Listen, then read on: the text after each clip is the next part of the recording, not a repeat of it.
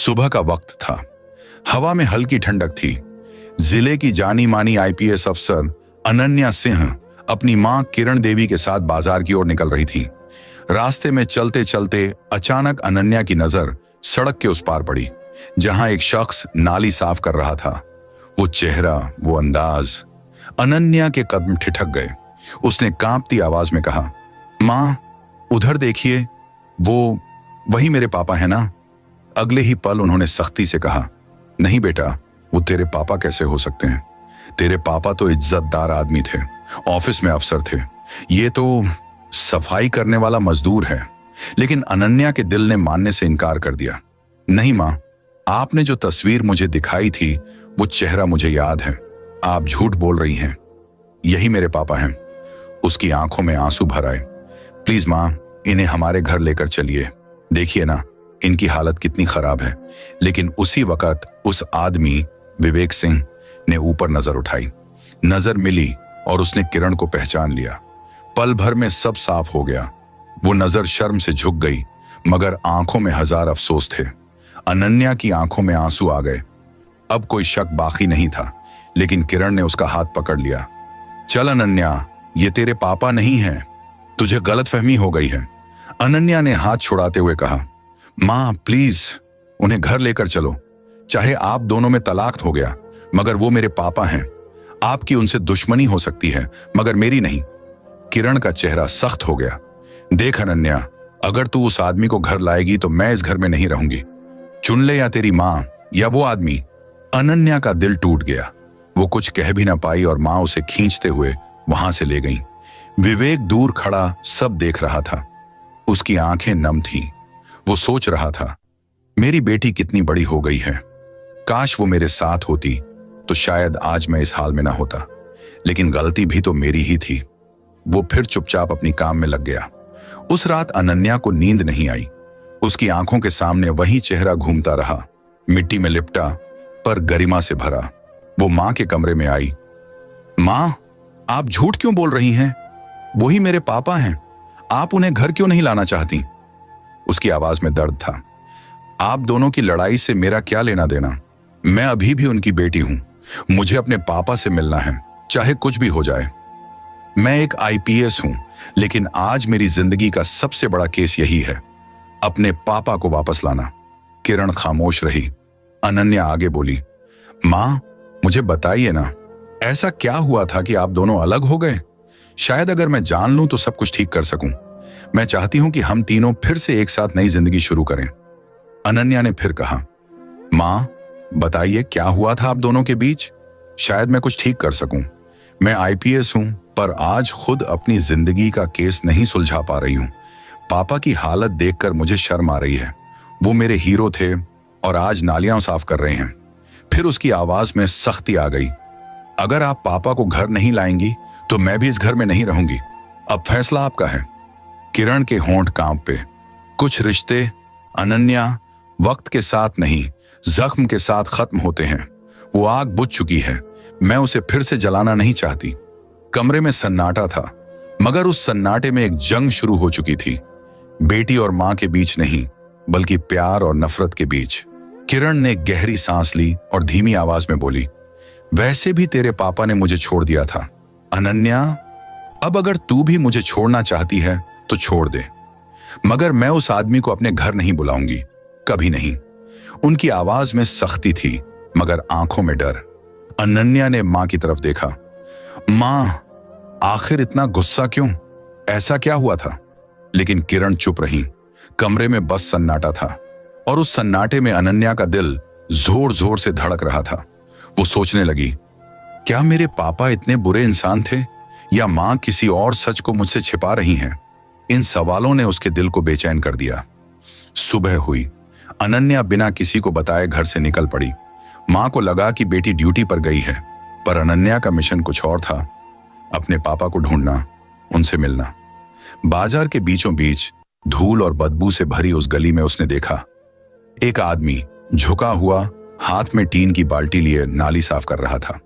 सूरज की रोशनी में उसका चेहरा दिखा, वही चेहरा जो अनन्या के दिल में तस्वीर बन चुका था। वो धीरे से पास गई और बोली, आपका नाम क्या है? आदमी ने सिर उठाया, थकी आंखों से देखा और बोला, विवेक। अनन्या के होंठ कांपे। नाम सुनते ही दिल की धड़कनें तेज हो गईं। आप कहां रहते हैं? विवेक ने फीकी मुस्कान दी। घर? फिर खुद ही बोला, अब मेरा कोई घर नहीं है बेटी, सड़क ही मेरा ठिकाना है, कोई नहीं है मेरा। अनन्या की आंखें भर आईं। आप मुझे पहचानते नहीं? वो धीरे से बोली। विवेक ने नजरें झुका ली। नहीं बेटी, मैं आपको नहीं जानता। बेटी, यह शब्द जैसे उसके दिल में उतर गया। अनन्या की सांसें थम सी गईं। वो फुसफुसाई, आप मुझे कैसे नहीं पहचान सकते? मैं अनन्या हूं, आपकी बेटी, आपकी और मां किरण की बेटी। विवेक का चेहरा पीला पड़ गया। उसकी आंखों में एक पल के लिए पहचान की झलक उभरी, फिर उसने नजरें फेर लीं। नहीं बेटा, तुम गलत समझ रही हो। मेरी कोई शादी नहीं हुई थी, मैं किसी का पापा नहीं हूं। अनन्या का दिल टूट गया, पर उसके चेहरे पर अडिग इरादा था। झूठ बोलिए मत पापा, आप मुझे पहचानते हैं। मैंने आपकी आंखों में अपने बचपन की झलक देखी है। आप क्यों छिपा रहे हैं? क्यों ये दर्द अपने अंदर कैद किए बैठे हैं? विवेक की आंखों से अब आंसू बहने लगे। वो कांपती आवाज में बोला, बेटा, तेरी मां मेरे बारे में कुछ नहीं बताना चाहती, क्योंकि मैंने बहुत गलती की थी। मेरे हाथों उसका भरोसा टूटा था, उसका दिल टूटा था। वो जमीन पर नजरें गड़ाए बोला, मैं उस घर के काबिल नहीं हूं। वो तुम्हारा घर है, मेरा नहीं। तू वहां रह, मुझे यहीं रहने दे। अनन्या की आंखों से अब बारिश की तरह आंसू बह रहे थे। वो झुककर बोली, पापा, अगर आप उस घर के काबिल नहीं हैं, तो वो घर भी अधूरा है। बेटी के बिना मां अधूरी होती है, और मां बाप के बिना बेटी भी। वो हाथ जोड़कर बोली, चलो पापा, घर चलो, वक्त बहुत गुजर गया, अब और जुदाई नहीं। विवेक चुप था।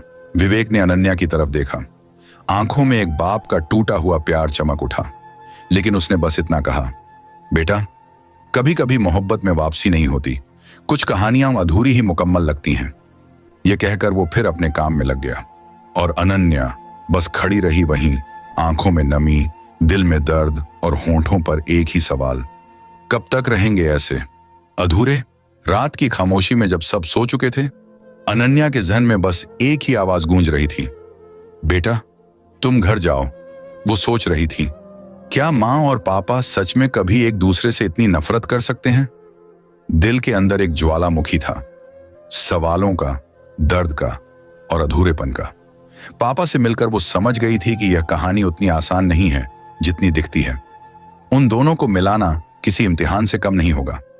पर अनन्या ठान चुकी थी, वो उस टूटे रिश्ते की कड़ी को फिर से जोड़कर रहेगी, चाहे उसे खुद राख क्यों न बनना पड़े। अगली सुबह जब किरण देवी अखबार पढ़ रही थी, अनन्या ने सहज सी आवाज में पूछा, मां, आपकी कोई पुरानी सहेली या दोस्त नहीं है क्या? किरण ने चश्मा उतारा, मुस्कुराई, क्यों नहीं बेटा, दोस्त तो बहुत थे, कुछ अब भी हैं। तू क्यों पूछ रही है? अनन्या बोली, बस ऐसे ही, मैंने कभी आपके किसी दोस्त को घर आते नहीं देखा, लगा आप लोगों ने रिश्ता तो नहीं तोड़ लिया दुनिया से भी। किरण ने उसकी आंखों में झांका, सच सच बता बेटा, तू कुछ जानना चाहती है ना? अनन्या झेंप गई मगर मुस्कुरा दी, अरे नहीं मां, बस सोचा किसी त्योहार पर किसी को बुला लीजिए, थोड़ा घर रौनक से भर जाएगा। किरण का चेहरा पिघल गया, ठीक है बेटा, तेरी रितिका आंटी हैं, बहुत पुरानी सहेली, कल बुला लूंगी। अगले दिन दोपहर में घर में महक फैल गई। रितिका आंटी आई, हंसी मजाक, पुराने दिनों की बातें, खाना, चाय, सब कुछ जैसे सालों बाद फिर से जिंदा हो गया था। शाम को जब रितिका जाने लगी, अनन्या ने मासूमियत से कहा, आंटी, अपना नंबर दीजिए ना, कभी कभी बात कर लिया करूंगी। रितिका ने नंबर दे दिया, मुस्कुराई और चली गई। पर उस मुस्कान के पीछे एक पुराना साया था, जिसे सिर्फ अनन्या ने महसूस किया। अगले दिन अनन्या ने वो नंबर मिलाया। आंटी, मैं आपसे मिलना चाहती हूँ, बहुत जरूरी बात करनी है, घर आ जाऊं क्या? रितिका कुछ हैरान हुई, क्यों बेटा, ऐसी कौन सी बात है जो फोन पर नहीं कह सकती? आंटी, ये दिल की बात है, सामने बैठकर ही कह पाऊंगी। रितिका ने धीरे से कहा, ठीक है, आ जाओ। दोपहर की धूप में अनन्या उनके घर पहुंची। कमरे में हल्की अगरबत्ती की खुशबू थी, पर माहौल में एक पुराना दुख तैर रहा था। अनन्या बैठी और बिना घुमाए सीधा सवाल किया, आंटी, मेरी माँ और पापा का रिश्ता क्यों टूटा? वो इतने दूर कैसे हो गए? और मेरे पापा की जिंदगी ऐसी क्यों बन गई कि उन्हें नालियां साफ करनी पड़ती हैं? रितिका ने कुछ पल चुप रहकर उसकी आंखों में देखा। बेटा, तू जो पूछ रही है वो कहानी मीठी नहीं, बहुत कड़वी है। अनन्या की पलकों पर आंसू जमा हो रहे थे। मैं कड़वाहट से नहीं डरती आंटी, मुझे सच्चाई चाहिए। रितिका ने सांस भरी और अतीत का पर्दा उठाने लगी। जब तेरी माँ और पापा की शादी हुई थी ना, वो दोनों किसी ख्वाब की तरह थे। प्यार, हंसी, उम्मीदें, सब कुछ था। फिर तू आई, उनकी जिंदगी का सबसे प्यारा तोहफा। मगर तेरे जन्म के 2 साल बाद तेरे पापा की जिंदगी में एक और चेहरा आया। कंपनी में एक लड़की थी, खूबसूरत, चालाक। तेरे पापा उसके जाल में ऐसे फंसे कि खुद को भूल गए। उसने तेरे पापा को मोहब्बत के नाम पर लूटा, पैसे, जमीन, यहां तक कि इज्जत भी। तेरी मां को कुछ पता नहीं था, वो सब झेलती रही, विश्वास करती रही। पर जब उसे सच्चाई मालूम हुई तब उसका यकीन जैसे मर गया। वो और तेरे पापा आमने सामने आने लगे, मगर अब आंखों में प्यार नहीं, नफरत थी। और फिर तलाक हो गया। तेरे पापा टूट गए, बिखर गए। उन्होंने अपनी नौकरी छोड़ी, घर छोड़ा और शायद खुद को भी छोड़ दिया। अब वो जहां हैं वो उसी मोहब्बत की सजा है जिसे उन्होंने गलत इंसान से किया था। रितिका की आंखें भी भीग गईं। अनन्या के होंठ कांप रहे थे। तो ये सारा गुनाह उस एक भूल का है और अब तक मां उसी आग में जल रही हैं। रितिका ने सिर झुका लिया। कुछ जख्म वक्त नहीं भरता बेटा, बस आदत बन जाता है उनके साथ जीने की। अनन्या के आंसू गालों पर लुढ़क गए। आंटी, मुझे अब बस एक काम करना है, माँ और पापा को फिर से एक छत के नीचे लाना है, चाहे इसके लिए मुझे दुनिया से लड़ना पड़े। रितिका ने उसके सिर पर हाथ रखा। अगर तू सच्चे दिल से चाहेगी ना बेटा, तो शायद किस्मत भी झुक जाएगी। अनन्या की आंखों में बेचैनी की लकीरें साफ नजर आ रही थीं। वो बोली, आंटी, मैं अपने पापा को इस हालत में और नहीं देख सकती। कृपया मेरी मदद कीजिए ताकि मैं अपनी माँ और पापा को फिर से एक कर सकूं। रितिका ने कुछ पल तक उसे देखा, फिर बोली, बेटा, तेरी बात सच्ची है, लेकिन तेरी माँ का दिल बहुत टूटा हुआ है। वो विवेक का नाम सुनना भी गवारा नहीं करती। अगर मैंने कभी जिक्र किया तो उन्होंने मुझे डांट कर कहा, उसका नाम जुबान पर भी मत लाना। अनन्या की आंखों में अब मासूमियत नहीं थी, वो जिद थी जो प्यार से भरी थी। आंटी, उसने दृढ़ आवाज में कहा, कभी ना कभी तो किसी को कोशिश करनी ही पड़ेगी। अगर सब डरते रहेंगे तो ये नफरत कभी खत्म नहीं होगी। चलिए ना, आज ही मेरे साथ चलते हैं पापा के पास। रितिका ने धीरे से सिर हिलाया। ठीक है बेटा, चलो देखते हैं क्या होता है। सूरज अब डूब चुका था। सड़क किनारे वही शख्स, विवेक, थके हुए बदन से नाली साफ कर रहा था। अनन्या के कदमों की आहट सुनकर उसने ऊपर देखा। उसके चेहरे पर मिट्टी थी, पर आंखों में एक चमक भी, शायद बेटी के आने का सुकून। रितिका ने धीरे से कहा, विवेक, मैं जानती हूं वक्त ने तुम्हें बहुत तोड़ा है, लेकिन तुम्हारी बेटी की हालत देखो, वो तुम्हारे लिए तरस रही है। क्या उसके लिए एक कदम भी नहीं बढ़ा सकते? अनन्या रो पड़ी। पापा, आपको मेरे साथ घर चलना होगा। मुझे अच्छा नहीं लगता कि आप यूं सड़कों पर काम करें। मैं एक आईपीएस हूं, लेकिन मेरी रूह तब तक बेचैन रहेगी जब तक आप मेरे घर में मेरी नजरों के सामने इज्जत और सुकून से नहीं रहेंगे। मां से रिश्ता टूट गया होगा, पर मेरा रिश्ता तो अब भी वही है ना पापा। विवेक की आंखों में नमी भर आई। उसने कांपती आवाज में कहा, बेटा, तुम मेरी बेटी हो, ये सच है, पर अब तुम्हारा घर मेरा नहीं रहा। कानून ने जो रिश्ता तोड़ा वो दिल भी कभी जोड़ नहीं पाए।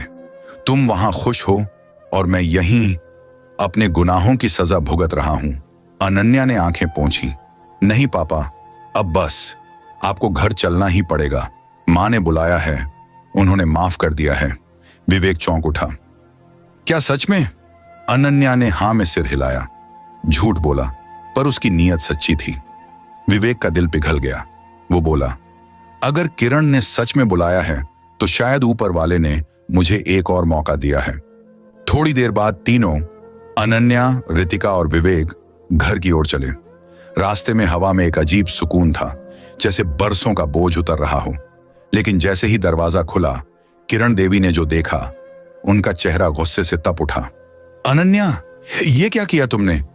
मैंने साफ मना किया था कि उस आदमी को इस घर में कभी मत लाना, फिर भी तुम ये सब कर रही हो। विवेक ने सिर झुका लिया। मैं बस चला जाता हूं। पर तभी अनन्या उनके सामने खड़ी हो गई। नहीं पापा, अब आप कहीं नहीं जाएंगे। ये घर मेरा भी है और मैं चाहती हूं कि मेरे पापा मेरे घर में रहें। अगर गलती हुई थी तो उसे अब सही कर देते हैं। माफी मांग लीजिए पापा, बस एक बार।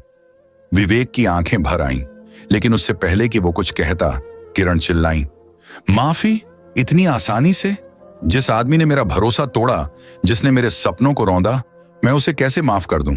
रितिका आगे आई। किरण, मैं सब जानती हूं, पर अब तेरी बेटी तड़प रही है। वो अपनी जिंदगी में कामयाब हुई है, पर अंदर से टूटी हुई है। कभी तो उसके लिए सोच, कभी तो अपने गम से ऊपर उठ। कमरे में सन्नाटा छा गया। सिर्फ अनन्या की सिसकियां गूंज रही थीं। वो मां के कदमों में बैठ गई। मां, मैं आपके आगे हाथ जोड़ती हूं। कृपया आप दोनों एक हो जाइए। मुझे किसी दौलत की, किसी नाम की जरूरत नहीं। बस मेरे पापा की छांव चाहिए। किरण की आंखें भीग गईं। वो विवेक की तरफ देखती रहीं। वो आदमी जो कभी उनका सब कुछ था और अब सिर्फ एक पराया नाम बन गया था। वक्त जैसे ठहर गया। धीरे धीरे उन्होंने हाथ बढ़ाया और विवेक का हाथ थाम लिया। दोनों की आंखों से आंसू एक साथ गिरे। कमरे में खामोशी थी, पर उस खामोशी में सुकून था, मोहब्बत का, माफी का और एक नए आगाज का। अनन्या मुस्कुरा दी, वो मुस्कान जो बरसों से कहीं खो गई थी। उस दिन एक बेटी ने न सिर्फ अपने माँ बाप को मिलाया, बल्कि एक टूटी हुई कहानी को फिर से मुकम्मल कर दिया। कभी कभी मोहब्बत लौटती नहीं, बस इंतजार करती है किसी एक सच्चे दिल की जो उसे फिर से जिंदा कर दे।